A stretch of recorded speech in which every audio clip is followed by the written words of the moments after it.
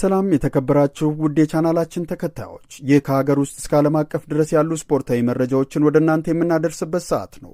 በዛሬው የመረጃ ሰዓታችን ማንቸስተር ዩናይትድ 21 ጊዜ ዋንጫውን በማንሳት ንጉሥ ስለሆነበትና ዛሬ ምሽት አርሰናል ከማንቸስተር ሲቲ ስለሚያደርጉት ታሪካዊ የኮሚኒቲ ሺልድ ጨዋታ እንዲሁም የአሰልጣኝ ሚካኤል አርቴታን የውል ማራዘም ጉዳይ በተመለከተ መረጃዎችን ይዘናል።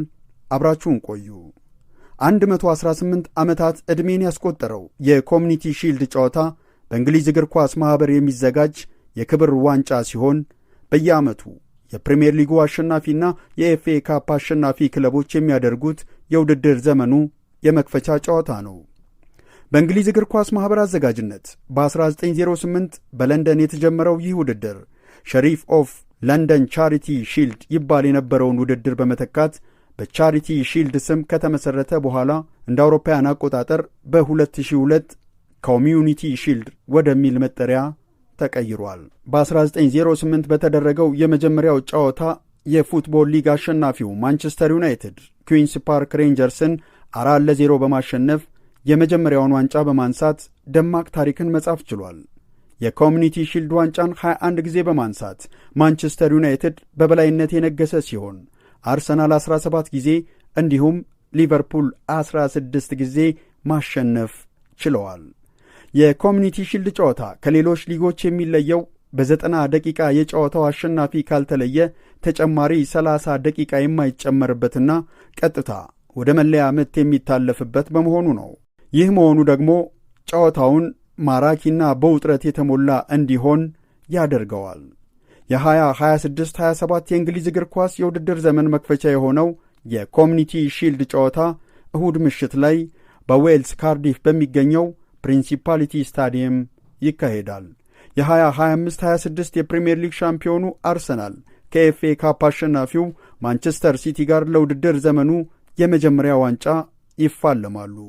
ሁለቱ ቡድኖች በመጨረሻ በኮሚኒቲ ሺልድ የተገናኙት በ2023 ሲሆን በመደበኛ 90 ደቂቃ ጨዋታው አንድ አቻ በሆነ ውጤት በመጠናቀቁ የተነሳ በቀጥታ ወደ መለያ ምት በመሸጋገር አርሰናል በመለያ ምት 4-1 በማሸነፍ ዋንጫውን ማንሳቱ ይታወሳል። በኮሚኒቲ ሺልድ ጨዋታ ከጨዋታውና ከትኬት ሽያጭ የሚሰበሰበው ገቢ ሙሉ በሙሉ በመላው እንግሊዝ ለሚገኙ የበጎ አድራጎት ድርጅቶችና ማኅበረሰብ አቀፍ ሥራዎች ይውላል። የኮሚኒቲ ሺልድ ጨዋታ አዳዲስ ተጫዋቾችና አሰልጣኞች ለአዲሱ የውድድር ዘመን ያደረጉትን ዝግጅትና የቡድናቸውን አቅም ለመጀመሪያ ጊዜ የሚፈትሹበት መድረክም ነው። አሰልጣኝ ሚካኤል አርቴታ ለቀጣዩ ፕሪምየር ሊግ ውድድር ዘመን ቡድናቸውን ለማዘጋጀትና አዳዲስ የተጫዋቾች ስብስባቸውን ለመፈተሽ ይህንን ጨዋታ እንደ ትልቅ መሞከሪያ ሲጠቀሙበት፣ የማንቸስተር ሲቲ ቡድን በበኩሉ አዲሱን የውድድር ዘመን በዋንጫ ለመጀመርና የኤፍኤ ካፕ ስኬቱን በሌላ ድል ለማጀብ ወደ ካርዲፍ ያመራል።